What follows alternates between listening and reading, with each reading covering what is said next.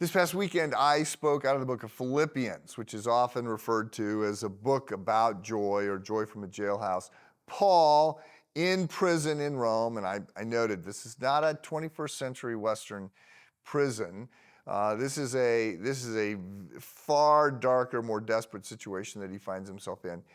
Food was not necessarily something that you were provided when you were in prison. You were hoping that your family, your friends, somebody was going to be keeping you going in this situation. So it's a very dark moment. And yet Paul is writing about joy, and he is passing along a commandment, an order from God that we are to rejoice. We are also to be joyful. Joy is obviously part of the root word of rejoice.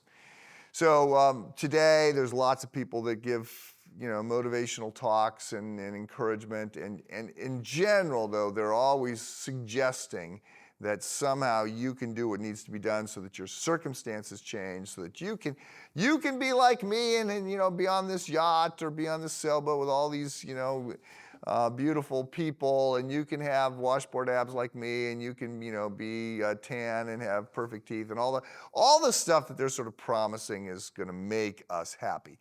Very different from what we're getting from Paul. What Paul is writing here, and he is saying, is that in God, who is the most joyful being, I mentioned that. Dallas Willard is one who wrote perhaps more about the fact that God is the most joyful being in the world. Willard was a philosopher at USC, passed away 5 years ago or so, but wrote a lot about the spiritual practices and habits that we can do that position us for God to change our heart and grow into the fruit of the Spirit, one of them being joy, love, joy, peace, patience, kindness. So I want to say to you, if you're thinking, I will be joyful when something happens, when my circumstances change, then I want to say, I think you're doing some of this wrong. I don't want to encourage you to be flippant. I'm not suggesting we ignore our situation or deny them or any of that. No, this gets a little complicated. But I do want to say that there ought to be this undertone, the bass notes of joy that come to us, and that we realize they are ours because of who God is and the promises that God has made. And I don't want you to settle for just being sort of temporarily happy when circumstances are temporarily going in your direction. Back to Lewis, who I talked about on Monday, the first of the devotions on joy.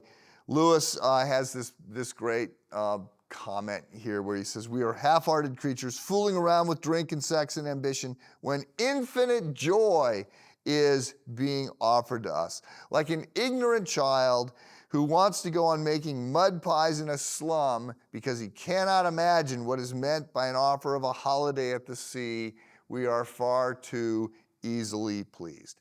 So don't settle for just temporarily good circumstances. Find your joy in the person and the promises of God. Have a good day.